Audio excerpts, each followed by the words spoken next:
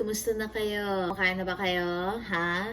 Huwag kayo mag-skip ng meals, ha? So, today, I've been feeling kind of under the weather. I've been feeling so unwell. So, explains my whole get-up. I'm just in my most comfortable hoodie right now. I just have not been feeling it today. And it's a Friday where I'm supposed to be enjoying the night. But I can't really stay up too late because I do have work tomorrow morning and opening shift. So, I have to be up at like 5 a.m. because I gotta prepare and everything. Job starts at 7 a.m. Aga punyeta. Anyways, so for today, I will be talking about the reality of living alone. Just to be realistic, because I do like to tell my friends and my family that it's a good thing to like start living alone at the age of 18. But mine was like a bigger step wherein we moved to a country where my parents or my brother was not there. So basically I felt so incredibly alone and I was starting from scratch by myself. Well, I had a bit of assistance with my parents, but that faded over time because they're currently located in the Philippines and the conversion rate, like the conversion money rate, is just like not there. Alright, so let's proceed with number one. When I first started, I was too hyper aware of things. I was basically very paranoid. So I'm talking about my experience living here in this apartment.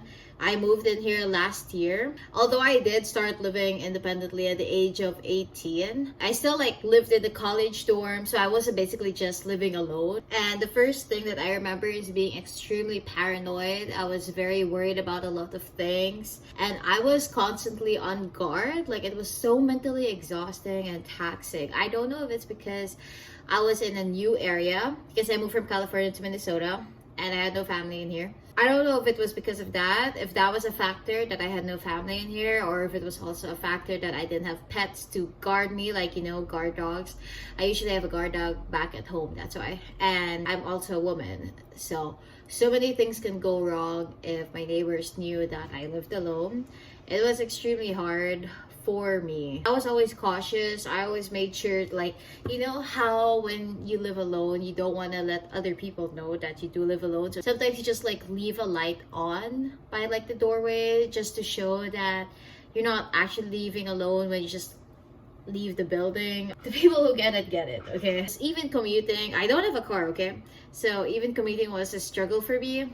I always had to turn on my location with at least my closest friends, because in case of anything that happens to me, at least they know where I was last seen. You know, that was my thought process in there. And next thing is that you won't be able to really have someone to help you in fixing stuff. One thing I really struggled with before was like, what if the pizza sauce, wait, it's not actually in here.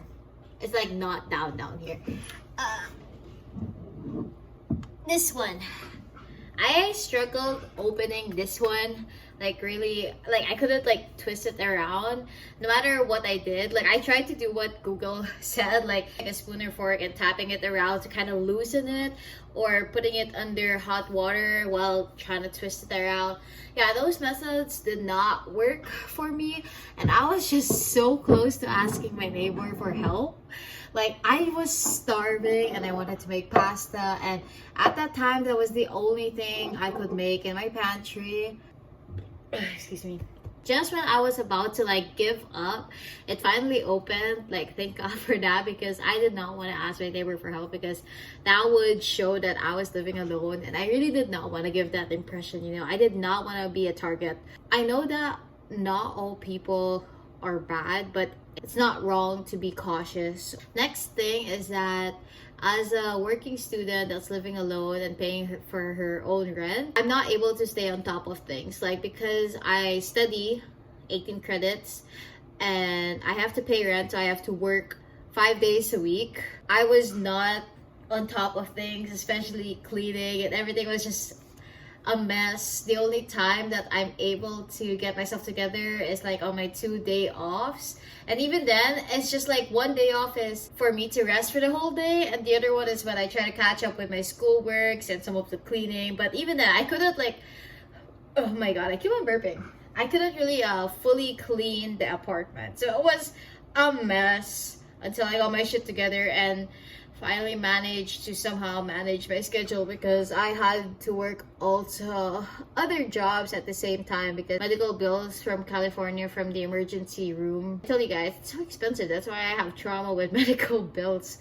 So I don't want to go to the hospital anymore. So it's just not enough, so I have to work like multiple jobs just to sustain myself. Currently, I am on college retention, so I'm only working 3 times a week, wherein it's just like about 15 hours. I did recently got into another job on campus, but that's also limited hours because it's only shadow shifts. I have to wait for the seniors to like go away and graduate until I can get more hours. I'm currently asking some assistance from my parents because I cannot handle it.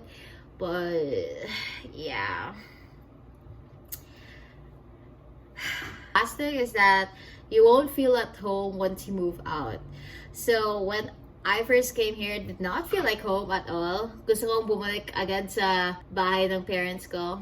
Pero when I went back there after living alone, it was just like, did not feel like my childhood home anymore. I wanted to go back here immediately. It's basically I can't even speak right now. I feel so unwell today. Oh my god.